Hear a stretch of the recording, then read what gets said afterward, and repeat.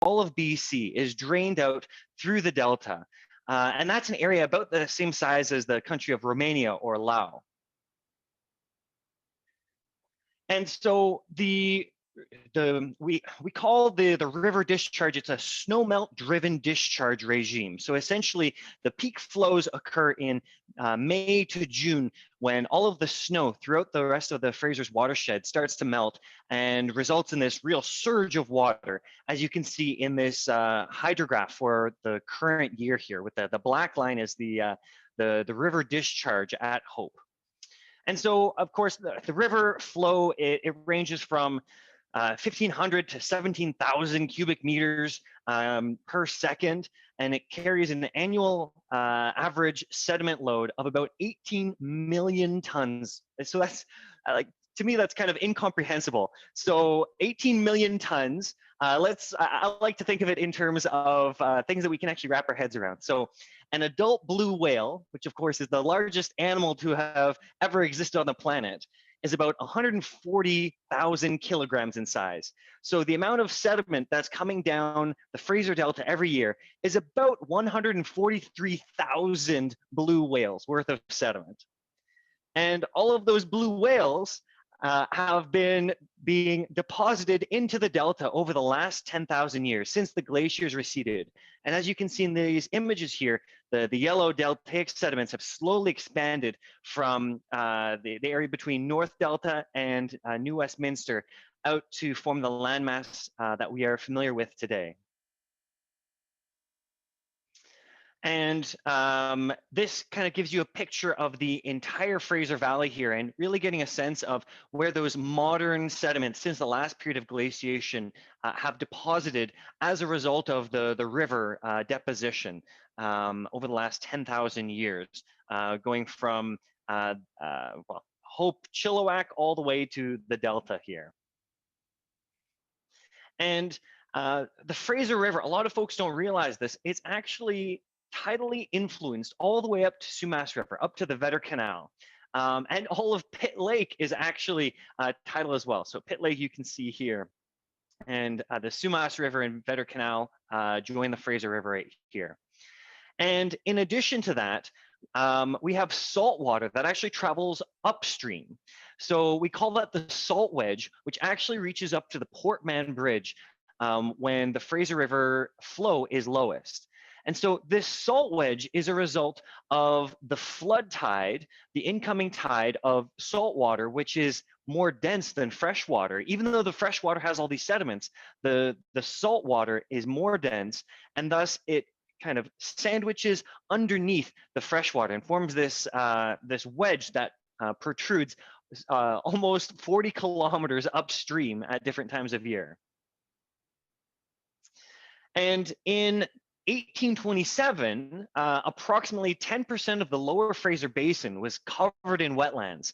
And this would have been a really gradual transition. So at the Delta, you may have transitioned from eelgrass to mudflats, to tidal marshes, to grasslands and shrubs, then giant cottonwood forests, all of which potentially would flood during freshet. And including at the Delta front in Richmond and Delta, these were once large deltaic marshes flooded for almost half the year. And we have emerging uplands that arose through the formation of the low natural levees and a dense tall grass covered that covered most of the area there. And of course, throughout all of this time, we have the Halkomelem speaking people, the Stolo, established large villages and towns throughout the Fraser Valley and the Fraser Delta. I've been fortunate to hear oral stories of First Nations that through their oral history recall the Delta expanding, so that they recall essentially 10,000 years of deltaic formation. But clearly, of course, the local First Nations can speak better to their history on the land. So I'll just mention a few small details. And so from what I understand, the Stolo people, they used the Fraser River as a busy artery for transportation and trade of dried fish, dried bulbs, and roots, and shellfish and canoes. And of course, being the Fraser River, a major feature of the local economy was salmon. And the salmon run attracted First Nations from several different languages to the Fraser River. So First Nations coming across the Strait of Georgia from San Juan Islands, Gulf Islands, and southern Vancouver Island. But of course, unfortunately, smallpox actually preceded the arrival of George Vancouver in 1792 and really decimated the local indigenous peoples. And since then, European colonization started with the first colony on the Lower Fraser in Fort Langley in 1827. And starting in the late 1850s, European settlers appeared within the Fraser Delta area. And so since colonization began in 1827, we really have drastically modified the Fraser Valley. So just looking at this satellite image, you get a sense of just all of the cities that we've built, the conversion of the land to agriculture and industry and all sorts of other purposes. And through this area, you can see that the Fraser River snakes through these low-lying areas. And as we mentioned before with those deltaic sediments, we have these very low-lying areas in the teal polygon here. And these are areas that we have had to protect up in order to be able to use. And I just want to share a bit of a snapshot into why we had to, shall we say, protect these areas, quote unquote, protect. So I'm going to show you a photo taken from the direction that the arrow is pointing. So this is the equivalent area from modern day satellite imagery using Google Earth. But this image on the right, it was taken during the 1948 flood. And you can see here that the Fraser River is that blue dashed line, while the Vedder Canal and Chilliwack River is the yellow line, and this blue line is Newcomen Slough. But of course, all of this flooded area, that's where we have, well, we had farms at the time. And it was floods like these massive floods that really drove the need for us to build dikes to protect our communities in order to enable a certain way of life. So looking at that image again, we have all of these red lines are the dikes that we have constructed to essentially block off the river from its floodplain. So to disconnect the river from its floodplain in order for us to use the land as we see fit. And so flooding in 1894 spurred on dike construction by 1896 when the main dikes were constructed in the Delta. But of course, that 1948 flood that I showed you that image from resulted in the construction of more dikes and more robust dikes.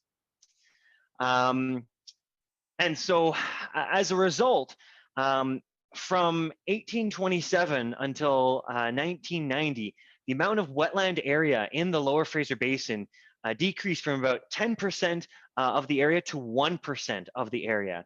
So that's an estimated loss. I've heard of estimates from 70 to 90% of wetland ecosystems throughout the Fraser River, throughout the Lower Fraser River actually, have been lost due to land conversion.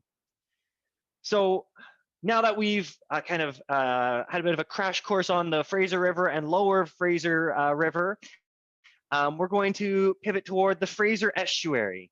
And in particular, I'm going to talk most about the ecosystems at the western delta front, because those are the most intact ecosystems of the estuary, the least modified.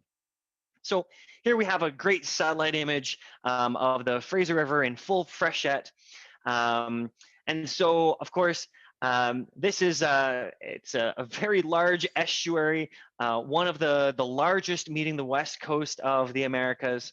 And an estuary is a partially enclosed body of water and its surrounding coastal habitats where we have salt water from the ocean mixing with fresh water from rivers or streams. And so the estuary is this real mixing place of salt and fresh water. And of course, estuaries will trap nutrients and sediments that is carried from the land by rivers, but also nutrients and sediments from the ocean by the tides. So with the Fraser Estuary here, you can see that it splits. just at the trifurcation between kind of North Delta, Surrey, and New Westminster. And so we have the north and middle arm through which about 12% of the Fraser River flows, but about 88% of the Fraser flows through the main arm and Canoe Pass, but nearly 100% of the sediments flow through those areas. And so estuaries are what we refer to as ecotones, which means that they're host to certain types of plants that can flourish in the physical conditions unique to estuaries, in these very dynamic places of that salt and freshwater mixing.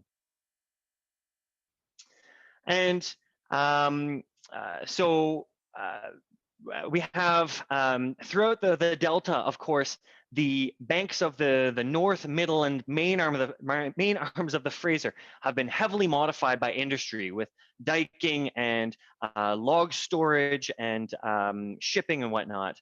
But at the delta front, we have a range of tidal environments, including mudflats, eelgrass meadows, and tidal marshes. So these beige polygons are an approximate representation of the extent of the sand and mud flats. And they definitely, although they might look like flat, empty, vacant places, I can tell you they're definitely not just mud.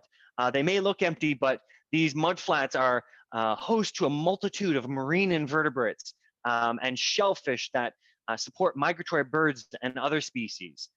For example, we find this biofilm. It's been referred to as marine snot. And this biofilm is a dense mucus-like layer that forms on top of the mud, and it's created by bacteria and diatoms that settle out of seawater and secrete mucus that binds them to the mud so that they won't wash away with the tides. And you may have heard of western sandpipers feeding on this biofilm, and one of the reasons why it's so important is this biofilm is high in omega-3 fatty acids. So it's a really important food for western sandpipers and other migratory shorebirds to use to fuel up for their long migrations. And so I just have this video here to try to give you a sense of the scale of these mudflats. This was taken off of the west coast of Westham Island within the Roberts Bank Wildlife Management Area. And you can kind of get a sense that it feels like these flats just kind of go off into infinity outside of the tidal marshes there. It really is a gorgeous place out there, I must admit. There we go. Whoa. Okay, and so next on our list in these blue polygons, we have tidal and subtidal eelgrass meadows. And so these areas, a wide range of marine invertebrates. They are a nursery ground for many species of fish and all sorts of other marine animals. Eelgrass meadows also play an important role in carbon sequestration, so capturing atmospheric carbon and sequestering it, storing it into the sediments. As well, eelgrass meadows help to slow down waves, help to attenuate waves and protect our shorelines. And then lastly, for the three major ecosystems, we have the tidal marshes along the delta front. And these also attenuate wave energy and thus help to add to the protection of our shorelines in addition to the dikes. And so these tidal marshes, of course, they also sequester large amounts of carbon. The rhizomes, the roots of the tidal marsh plants and seeds are food for migratory birds and shorebirds. As well, the tidal flats and marsh channels are important for many fishes, so including millions of out-migrating Pacific salmon.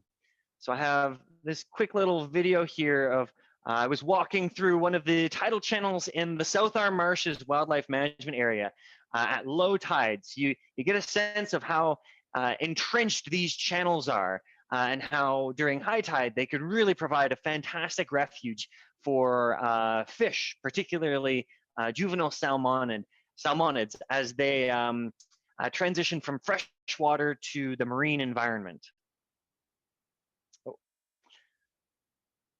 And so the estuarine marsh food chain Well, these tidal marshes contribute to what we call the detrital food web. So essentially, we have marsh plants that provide surface area and break down, which is helpful for protozoa to grow on, which are then eaten by small invertebrates such as amphipods, which then provide food for small fish such as a stickleback, which then, of course, is eaten by birds such as herons or eagles.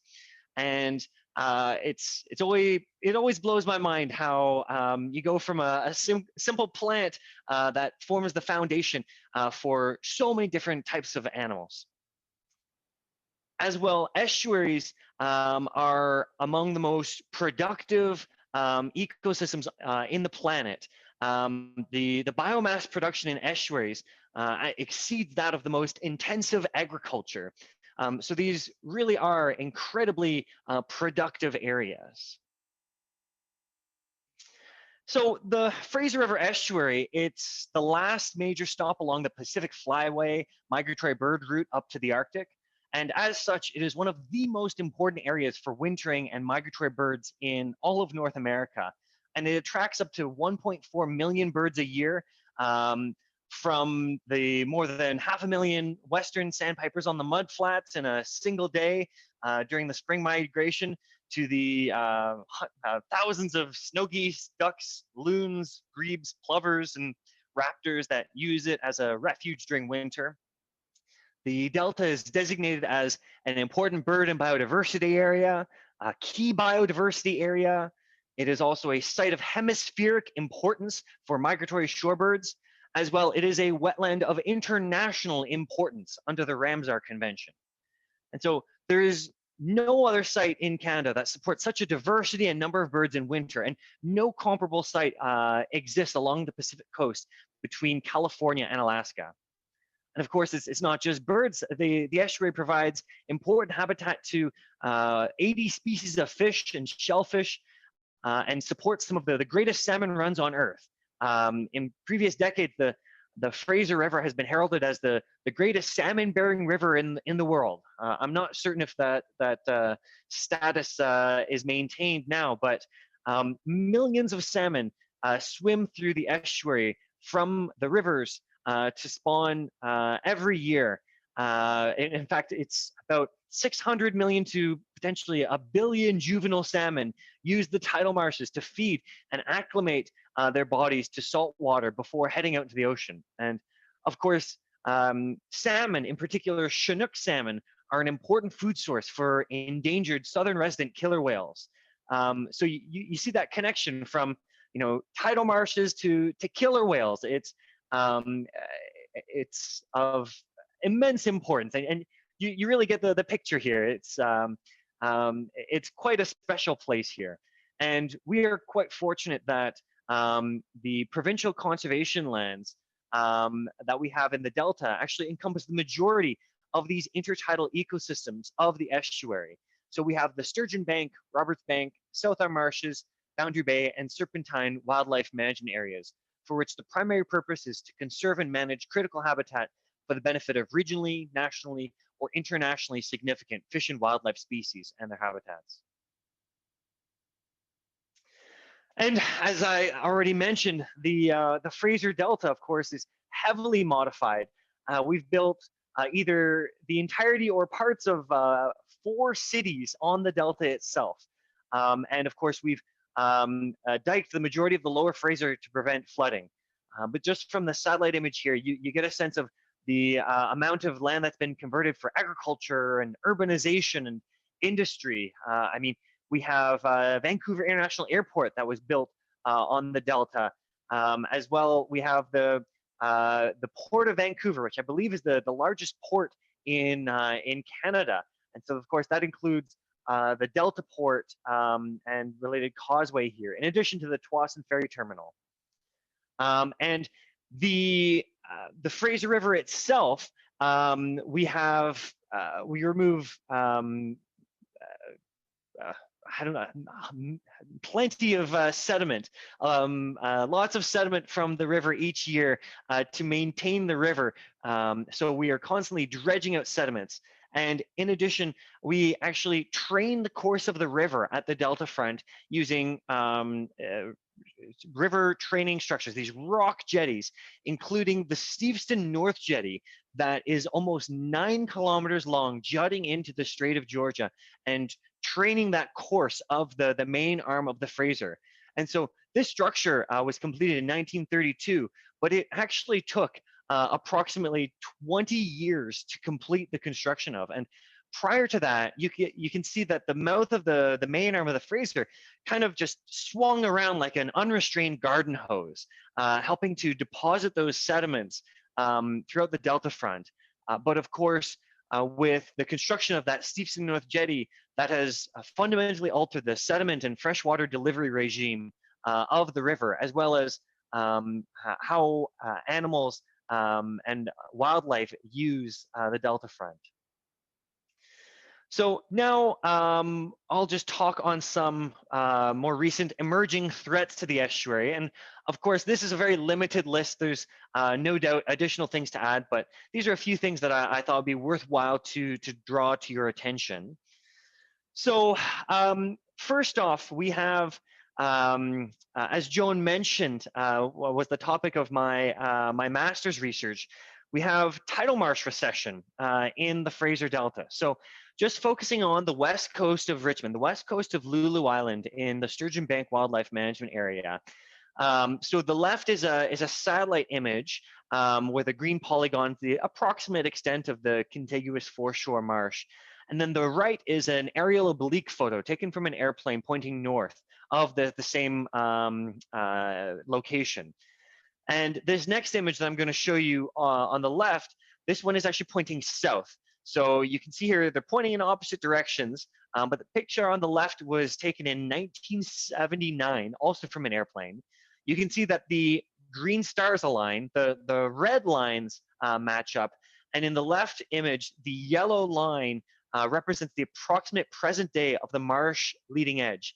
So you get a sense of all of this tidal marsh out here has died off and converted into mud flats. Just this massive ecological loss. And the crazy thing, or at least what I think is crazy, is from 1989 to 2011, I have not met a single person who realized that this tidal marsh was dying off during that period until an Environment Canada scientist, Sean Boyd, went to do some monitoring. And the crazy thing here is that it's not just the Lulu Island foreshore marsh, but it's all 4 of the major delta front brackish marshes have receded to varying extents and in varying patterns since the late 1980s. And so that includes about 160 hectares at the west coast of Richmond, approximately 40 hectares off of Westham Island, and about 50 hectares south of Brunswick Point. That's tidal marsh that's converted into mud and sand flats, and we don't know exactly why. So that's a total of at least 250 hectares. So, to me, those numbers are just too big to really assign meaning to. So you can kind of picture BC Place Stadium. That's about 4 hectares in size, I believe. And so that's about 62, the equivalent of 62 BC Place stadiums is how much tidal marsh we've lost since the late 1980s. And so I work with colleagues to attempt to better understand this tidal marsh recession and try to figure out why it receded and what we can do about it. And don't worry about this figure. I include it because it's a bit confusing.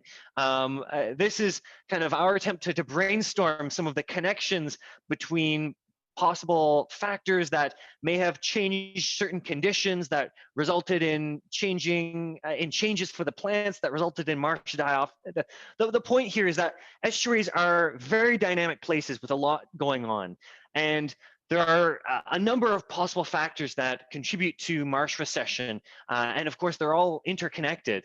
So it's really difficult to conceptualize how they're related, let alone to parse out a single mechanism, a single recession mechanism, and to test it with with scientific experiments.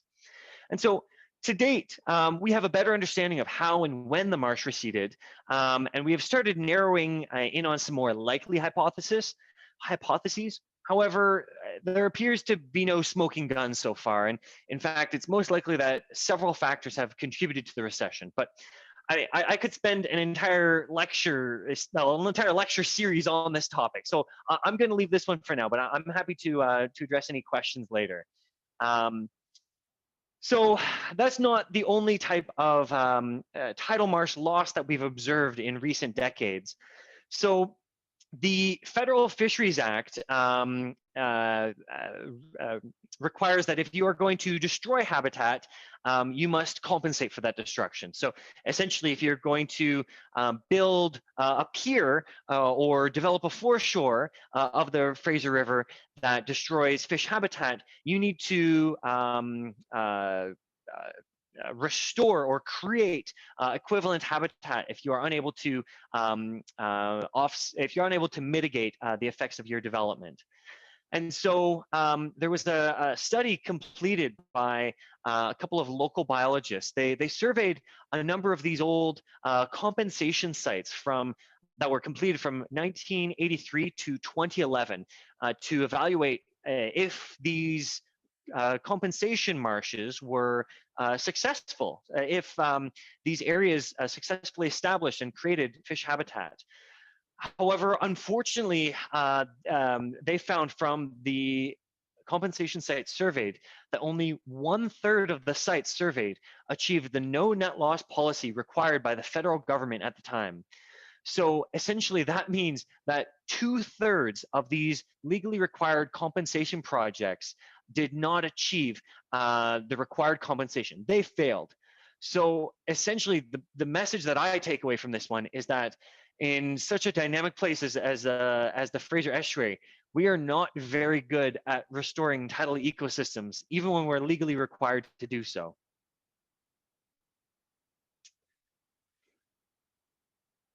And so, of course, as I mentioned, there's been industrial development throughout the estuary, and of course, the shorelines throughout the delta previously had off-channel sloughs, cottonwood forests that were flooded tidally and by freshet. Some of the more major developments include Delta Port, just off of the west coast of the city of Delta. And most recently, of course, many of you may be aware of the proposal to expand Delta Port. So you can see from this red polygon here, that's the proposed Roberts Bank Terminal 2 expansion. So the Port of Vancouver is proposing to establish a 700-meter wide by 1.7 kilometer long artificial island next to the existing facility. And so, of course, this would have a number of consequences to the environment. And so this project, the environmental assessment has been completed. The independent review panel released their report, and the Minister for the Department of Environment and Climate Change Canada recently requested additional information from the proponent, so from the port.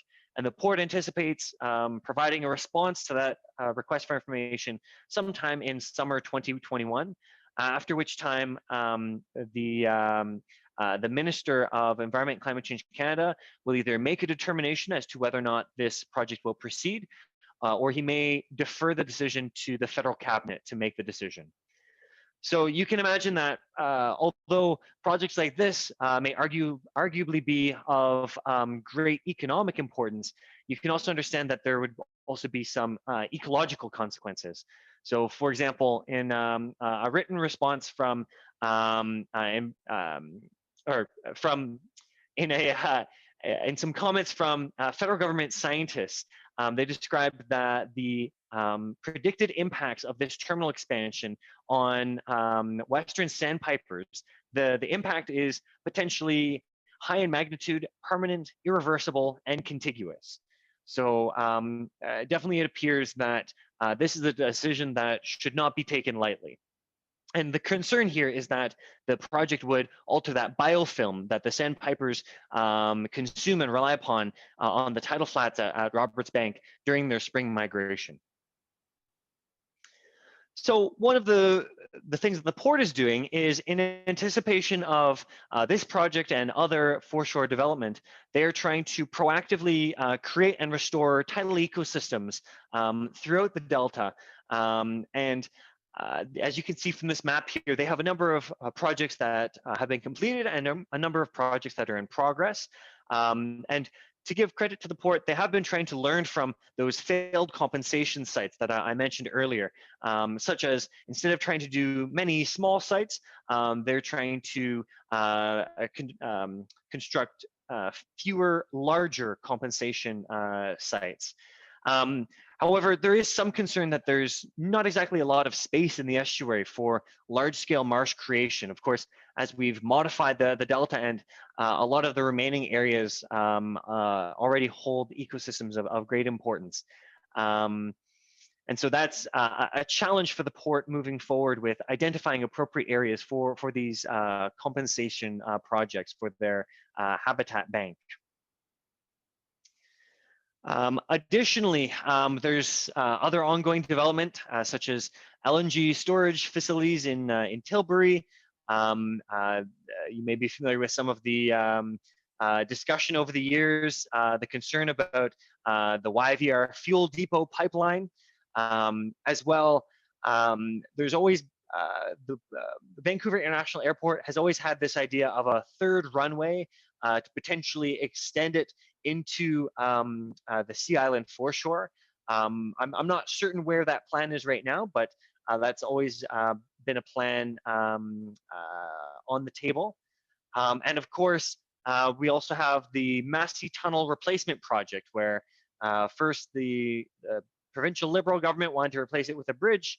Now it appears that the provincial NDP are leaning toward a tunnel replacement.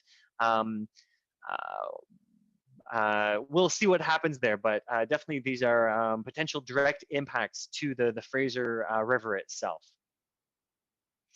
And I mentioned that we have annual maintenance dredging throughout the lower Fraser River. And so just from the main arm itself, annually we dredge approximately 2.5 to 3.5 million, or sorry, 2.5 to 3.5 tons annually from the main channel there.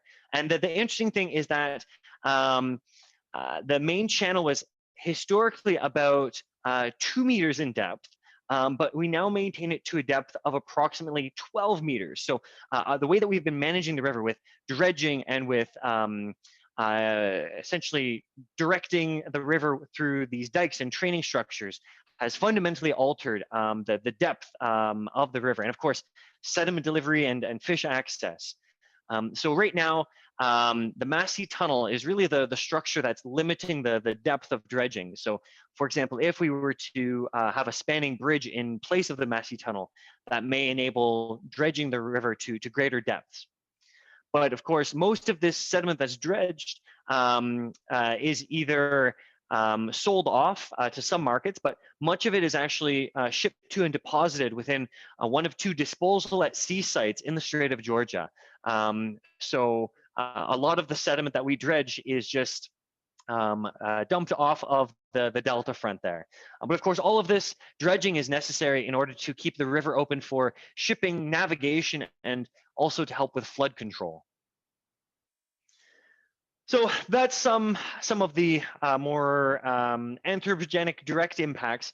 We also have some ecological challenges in the delta that have emerged. So for example, we have some invasive species such as English cordgrass or Spartina anglica.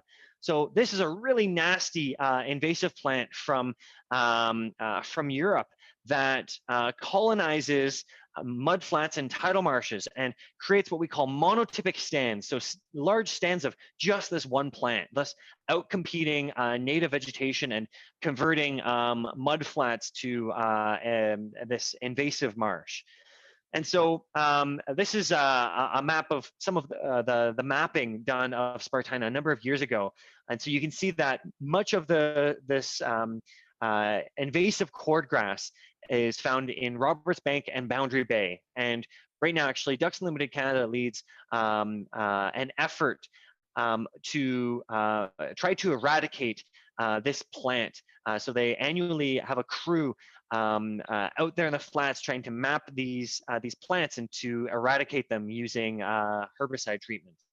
So this is one of the unique circumstances in Canada where there's special permission to apply herbicide within an intertidal area. So that really, I think, should emphasize the importance of eradicating this very invasive plant to protect our native biodiversity.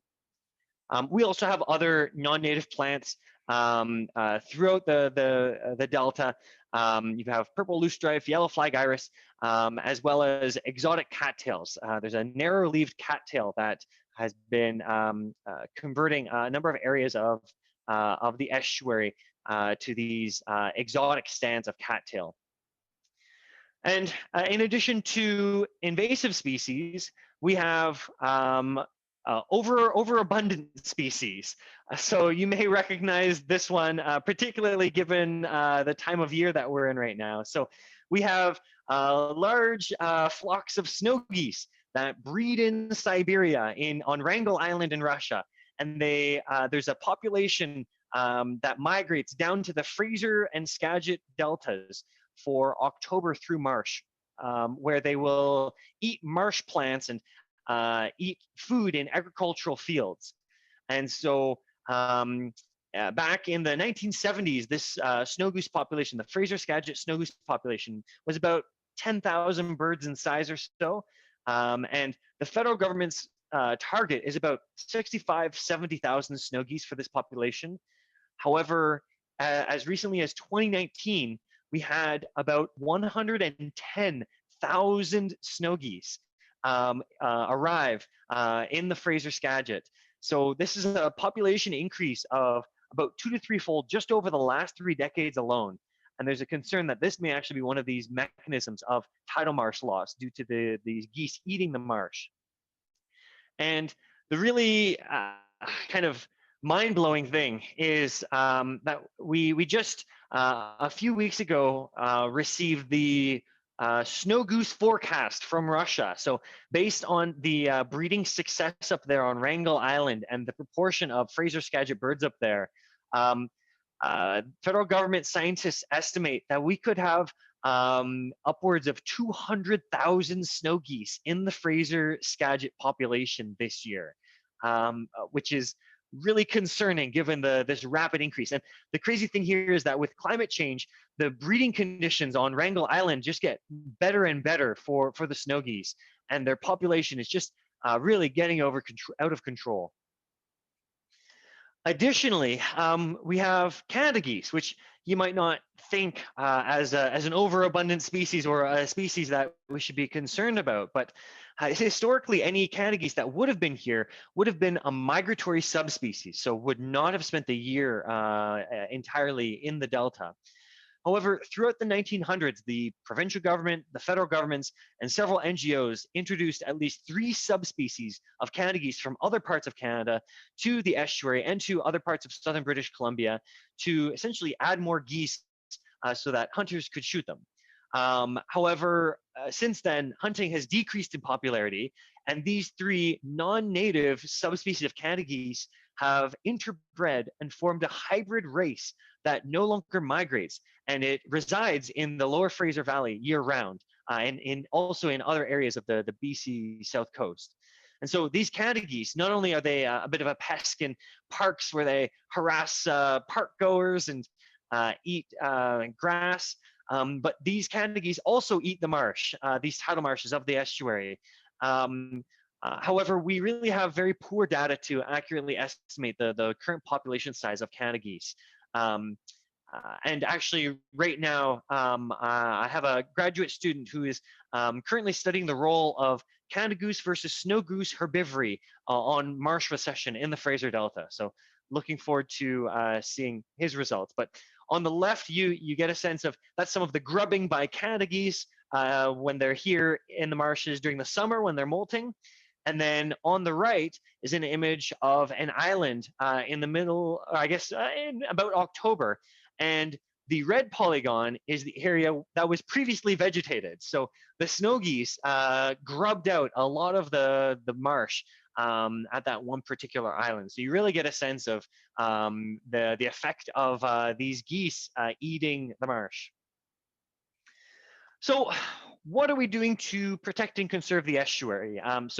I'll give you examples of a few projects. It's not meant to be a comprehensive list by any means, and I don't mean to exclude the work that anyone is doing. For example, I'm aware that a number of First Nations, such as Musqueam, view themselves as guardians of the river and are active participants in fisheries monitoring and environmental stewardship. There's also lots of research ongoing, including the marsh recession research I mentioned, but also research on shorebirds, eelgrass, sedimentation, all of that. I just wanted to share with you a number of what I think are really interesting and inspirational projects that hopefully encourage us that there are things that we can concretely do to support this area. So I'll just mention, of course, that we have my partner program, which really is trying to emphasize that no one organization or no one party can take on management or responsibility for these conservation lands. Really, it requires this shared stewardship. So I see this program as an opportunity to help build connections between different organizations to address some of these outstanding needs for these areas, in particular the Fraser River Estuary, the Fraser Delta.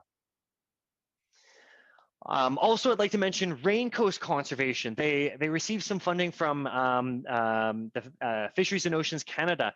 And here we have an image of the southwestern corner of Lulu Island. So we have Steveston right here, and that Steveston North Jetty, that 9-kilometer long rock wall. And Rain Coast Conservation Foundation has been monitoring and sampling juvenile salmon throughout the estuary since about 2015. But with this most recent funding, they've actually been putting breaches into this jetty, 3 breaches, to enable fish passage, salmon access onto the foreshores of Sturgeon Bank, and to facilitate freshwater and sediment deposition. And so here is an image of stage 1 of the breaches. So you can see that a lot of this area has been excavated.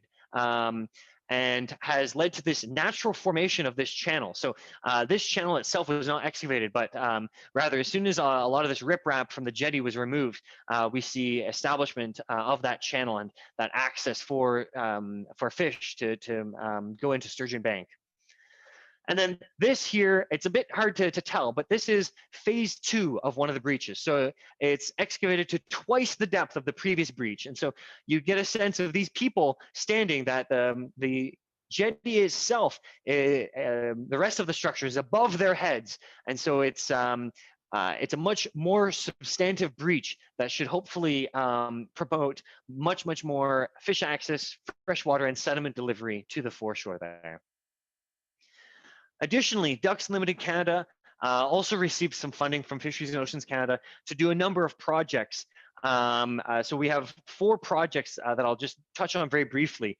So between Gunn and Williamson Slough is the first one here, where they've removed a series of undersized culverts and replaced them with much larger and a greater number of culverts to facilitate that fish access to tidal marshes. Additionally, right now, Ducks is in the process of conducting an analysis of feasibility for breaching this river training structure here. This is the Woodward Dam. And so there actually already incidentally is a tiny breach right here that Ducks Unlimited Canada is hoping to mimic in these additional areas to enable fish access, but to not compromise the structure and redivert the Fraser River through this area.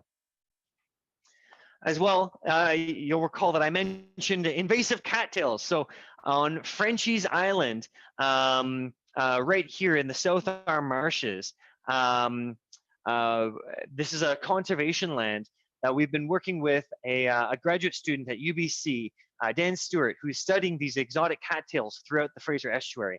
And we're conducting an experiment to determine the best ways in which to eradicate these exotic cattails from tidal marshes to promote the growth of native tidal marsh plants.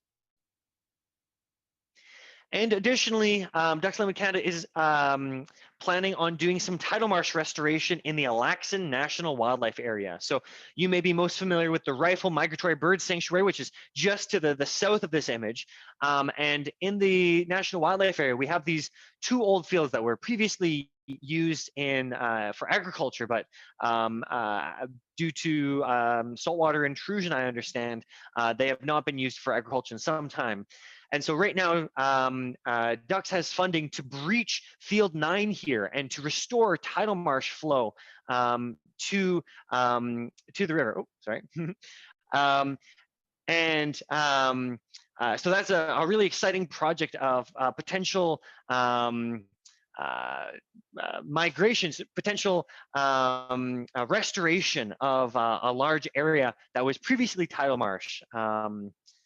Yeah. And then one last one that I will just touch on briefly is over at Iona Island. Of course, we have the Iona Island wastewater treatment plant. Well, you may have heard that Metro Vancouver is in the process of replacing that wastewater treatment plant with a new one because the current facility is in need of upgrade. And so this will go on over the next 10 years or so. But Metro Vancouver is also planning to propose a number of ecological improvements to the foreshore here. So one most promising upgrade is potentially with the Iona Causeway, the causeway connecting Iona Island with Sea Island, is to actually breach that to reconnect McDonald Slough with the Sturgeon Bank foreshore here and put in a spanning bridge. As well, there's potential opportunity for breaching the North Arm Jetty, restoring certain areas to tidal marshes, and even potentially depositing dredged sediment into the foreshore to create tidal marsh that may be resilient with sea level rise. So some potentially really exciting opportunities that may be coming out of that area over the coming years and coming decades. So that brings us to sea level rise.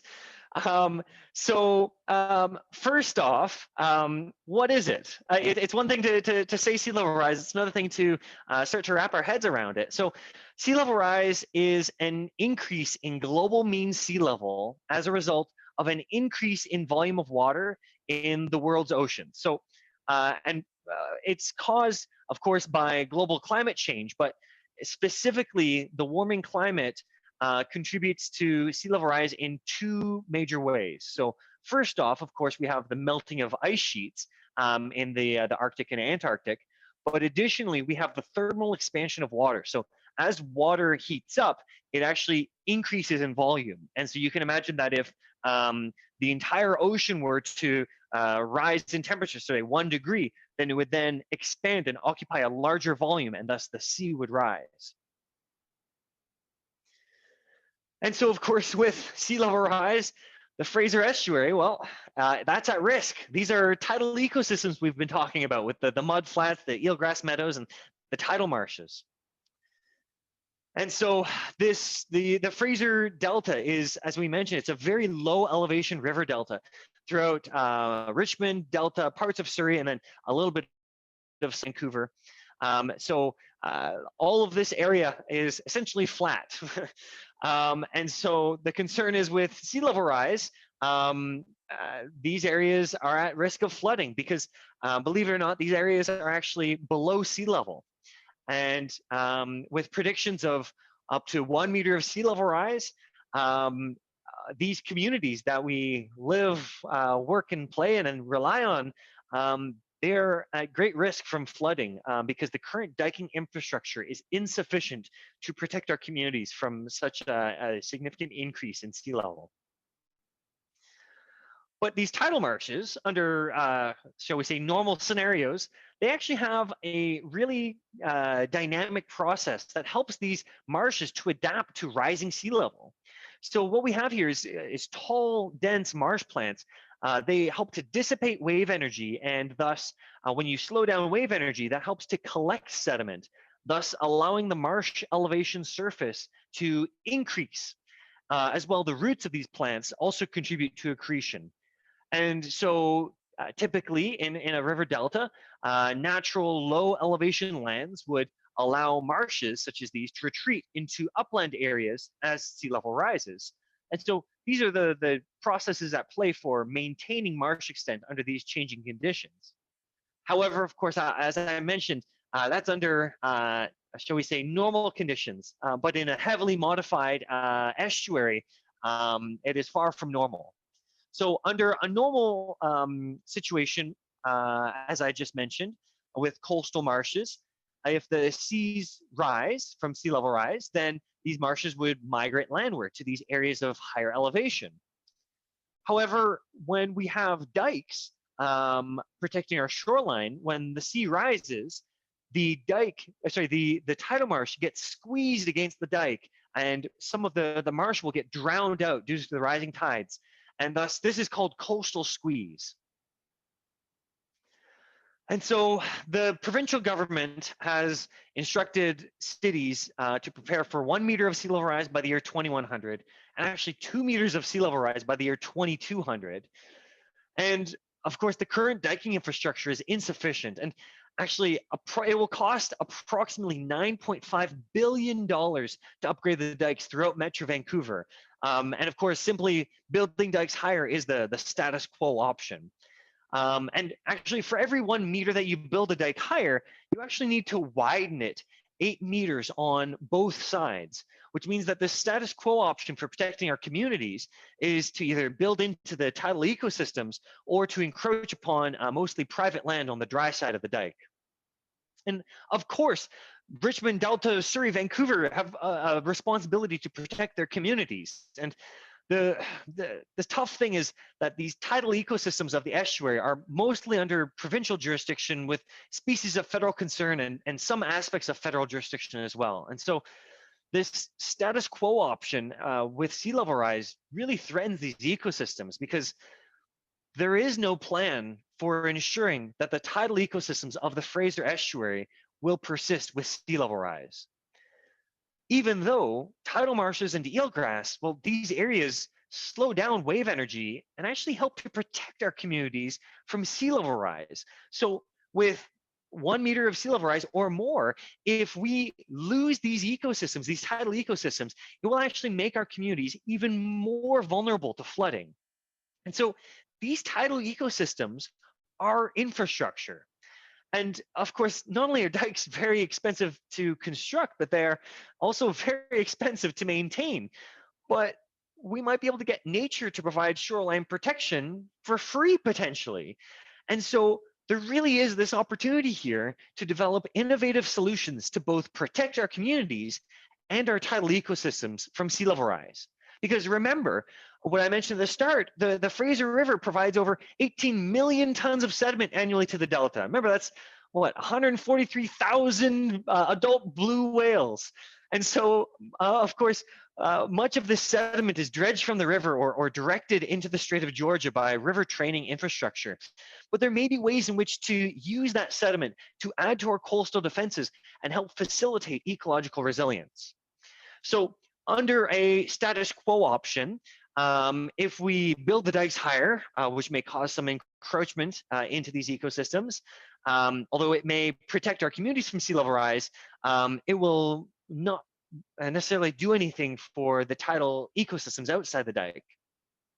However, with innovative concepts such as the quote unquote living dike concept, this proposes a potential win-win situation. So this living dike concept, it falls under the premise that yes, some dike upgrades will need to happen, but in addition, what if we deposited a thin toe of sediment, of native sediment, at the toe of the dike into the intertidal? So essentially thinking of widening the toe of the dike, but not with riprap, not with rocks, but with naturally sourced sediment from the Fraser River. And you do so gradually to enable these tidal ecosystems to kind of catch up with that elevation change. And you slowly add sediment as the tidal ecosystem responds to that change in elevation. And so then when you have sea level rise, you've actually provided that elevation refuge for these tidal ecosystems to retreat in order to survive with sea level rise. And so really innovative concepts like these, they might sound good, but as I mentioned, you really need to try them if you want to see if they have a chance of standing up. And so the really cool thing here is we are trying this idea. And so in this yellow polygon here, I'll just direct your attention to Boundary Bay. And so the City of Surrey, City of Delta, and Semiahmoo First Nation are partnering to implement 2 pilot projects of this living dike concept. One in Delta at the toe of 96th Street, and then one in Surrey, just east of the Delta Surrey border along the Colebrook Dike. So right where Highway 99 kisses up against Boundary Bay there. And so right now, we're still at the very early stages of developing this living dike concept. And in fact, the consultants that have been hired on are just at the beginning of figuring out exactly what we want the project design to look like in order to best harness the ecosystem building capacity of these tidal ecosystems to both protect our communities and to facilitate ecological resilience in the intertidal. So one of these ideas might look like depositing pads of sediment that might be 10 meters wide by 30 meters long. These pads could be up to, say, 30 centimeters high with sediment. So we're not talking about adding a lot of sediment at one point in time, but you could gradually add layers, kind of alternating stacks of these pads to gradually increase the elevation of the foreshore profile there, and to help facilitate tidal marsh resilience. So this is, I'm very excited with this idea, and I think there's potential if this project is designed well, for us to really learn some valuable lessons from such an innovative nature-based solution. And there's an opportunity to potentially scale up ideas like this throughout Boundary Bay or even other parts of BC or Canada. Now, when it comes to, say, the west coast of Richmond, a variety of ideas have been proposed. For example, in this image, the city of Richmond has considered proposing building barrier islands to help protect the city of Richmond from coastal flooding. I've also heard of ideas such as using shellfish reefs, constructed shellfish reefs, to potentially use that to slow down waves, to decrease wave height before they reach the dikes. And so there's a number of pros and cons with that idea. One of the concerns is that this isn't exactly harnessing natural processes to help protect our communities, and it may involve the addition of additional hard infrastructure. And so working with colleagues, because of course this area I already mentioned to you has seen extensive tidal marsh recession. In fact, here about 160 hectares of tidal marsh have died off. So we've been trying to wrap our heads around how could we potentially restore tidal marsh and facilitate ecological resilience with sea level rise. So we've come up with this really interesting concept. So this is just at the concept stage. We don't have money for implementation, but potentially what could happen here is we could hook up that one of the dredge ships that does the maintenance dredging, hook it up to a floating sediment pipeline, this pink line, and deposit into these 3 areas during the flood tide, and attempt to use the westerly winds and waves to help disperse some of the finer sediments throughout a much larger area. So potentially your area of influence could be up to, I don't know, 40 hectares plus in size. And it's the same idea as that living dike concept, where you're adding sediment to the foreshore to provide that elevation refuge.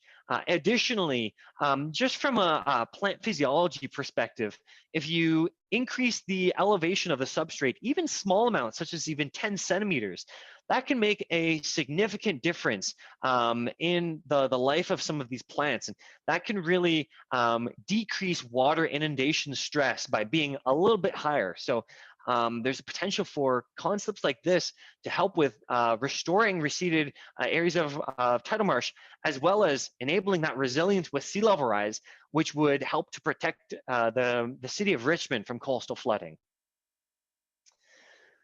So that's kind of a what I call the crash course on the Fraser Estuary, and I've thrown a lot at you guys. I'll admit. So worry not if you haven't remembered everything I've said here, but I just want to emphasize three key takeaway messages. So first off, I mean, the Fraser Estuary is a very unique, important, but degraded and at risk of continued loss.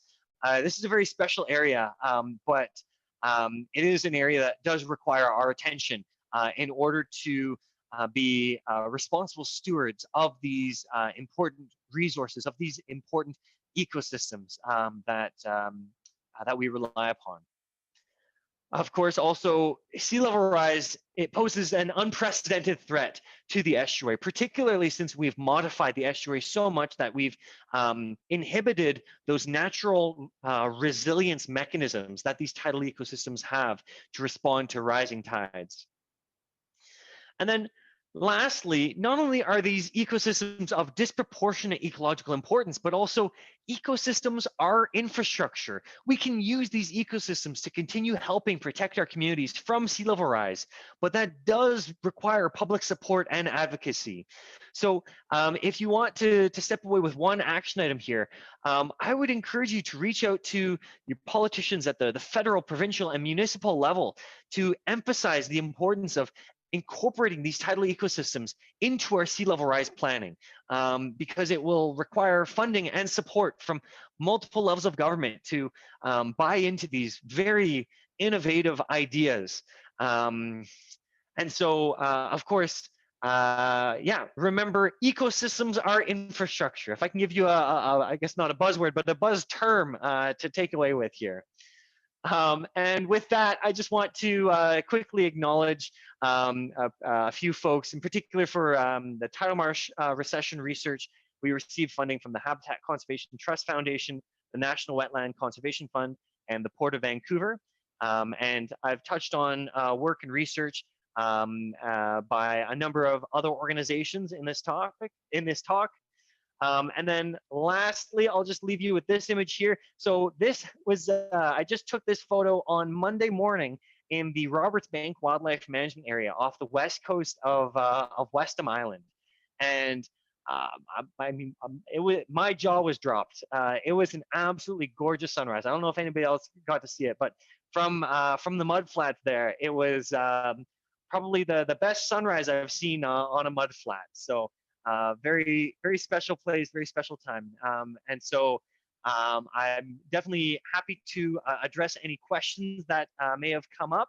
And of course, feel free to reach out to me at that email address if you'd like to touch base after tonight.